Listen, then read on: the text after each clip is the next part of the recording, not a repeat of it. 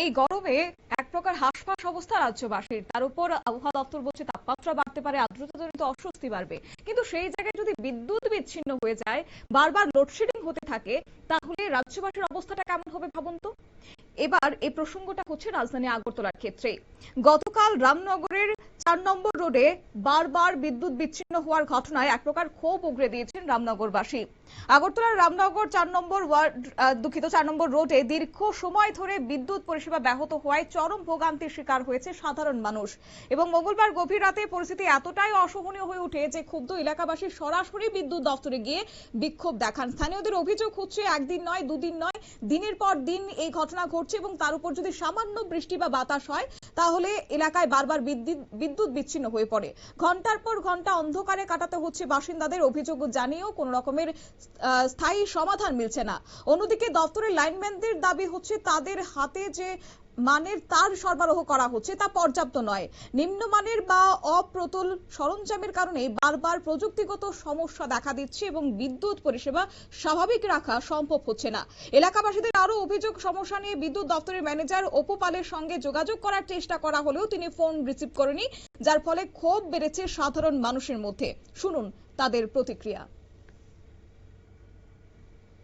আমরা কোনো কারেন্ট পাই না, দিনের বেলা পাই, একটু যায়, ঘন্টা 2 ঘন্টা থাকে, আবার পট করে জায়গা, আবার কিছুক্ষণ পরে যায়, আবার আর রাত্রের দিকে তো চাই সন্ধ্যার সময় 10-15 মিনিট আগে ফাট করে জায়গা। হ্যাঁ, এটা কি লাগাই দিয়া যায়।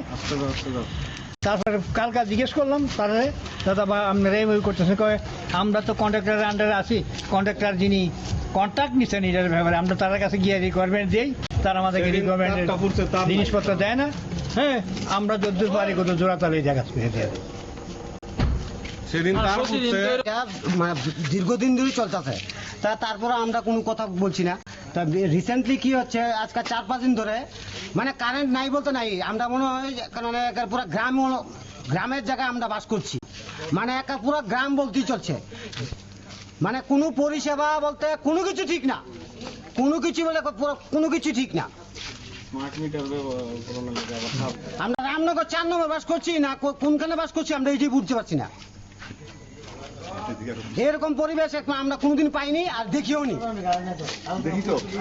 প্রত্যেকটা দিন সেরকম ভাবে চলছে, কেউ মুখ খুলে কথা বলছে না, কেউ ধরে বলছে না, কেউ মানে মনের ভয়ে বলছে না, কেউ মানে বলে বোঝা উঠি মানে মানে ভাষা নেই, ভাষা নেই, ভাষা নেই। এখন কটা বাজছে? আপনার মোবাইল চেক করুন, আমার মোবাইল চেক করুন, কটা বাজছে দেখাও, টাইম দেখাও। 12টা কত? 12টা 1। কালকে 3:45 সময় বাড়িতে গেছি, 3:45 সময় বাড়িতে গেছি, কারেন্ট এসেছে, আবার সকাল 4টার সময় চলে গেছে।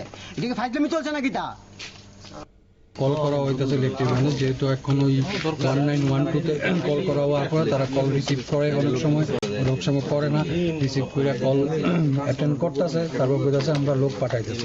যথারীতি তারা তৎক্ষণাৎ না পারে, কিছুক্ষণ পরে লোক পাঠাইতেছে, পাঠাইলে পরে তারা যারা আইতেছে আয়া ঠিক করতেছে, কিছুক্ষণ যাওয়ার পরে এইটা রেডি হইয়া ফায়ার হইয়া পুরা পাড়া কি পাড়া দরকার। আজকে লাস্ট 3 days ধরে এটা বেশি পরিমাণে হইতেছে। এবং এই যে সমস্যাটা, এই সমস্যাটা আমরা দীর্ঘদিনের, আমরা ইলেকট্রিক ডিপার্টমেন্টের যারা আয়ে তারা কোয়া হয়, তারপর তারা কইতাছে এখানে আমরা সেই পরিমাণে আমরা কাছে সাপ্লাই নাই। প্রত্যেক বছরের সামার সিচুয়েশনের এই প্রবলেম, সেমই প্রবলেম, প্রত্যেক বছরের সামার সিচুয়েশনের সেম প্রবলেম থাকে। তারা জানে এদিকে প্রত্যেকটা বাড়িতে এসি প্রবলেম কিছু আছে, বাট তারা তারপরও লোড বাড়ায় না, তার ঠিক করে না, মেইনটেনেন্স নাই। পুরান ট্রান্সফরমার এখানে আইন না, সেটা অন্যখান থেকে এখানে আইন না, সেটা জমা দেয়, বাট এটার কোনো মানে নাই না। তারা জানে প্রত্যেকের বাড়িতে এসি আছে, তাহলে নতুন ট্রান্সফরমার কিনলে তারা। ক্ষোভের বহিঃপ্রকাশ উগরে দিয়েছেন রামনগরবাসী। নাগরিকদের প্রশ্ন হচ্ছে, বারবার একই সমস্যার পুনরাবৃত্তি হলে বিদ্যুৎ পরিকাঠামো উন্নয়নের দাবিগুলো বাস্তবে কতটা কার্যকরী হচ্ছে। কারণ রাজধানী আগরতলায় ক্ষেত্রে সাম্প্রতিক সময়ে এই অভিযোগ উঠে আসছে বারবার, এবং রামনগর 4 নম্বর রোডই শুধু নয়। যাই হোক, ঘন্টার পর ঘন্টা বিদ্যুৎ বিভ্রাটের এই ঘটনা যদি ঘটে থাকে, তাহলে রাজ্যের যে প্রত্যন্ত এলাকাগুলি রয়েছে সেখানকার পরিস্থিতি কতটা করুণ হতে পারে তা কিন্তু সহজে অনুমেয়। যেখানে রাজধানীর বাসিন্দাদের বারবার বিদ্যুৎ বিচ্ছিন্নতার শিকার হতে হচ্ছে, অভিযোগ জানিয়েও মিলছে না কোনো রকমের স্থায়ী সমাধান, সেখানে বিদ্যুৎ দপ্তরের পরিষেবা নিয়ে স্বাভাবিক স্বাভাবিকভাবেই একাধিক প্রশ্ন তুলছেন আজ নগরবাসী।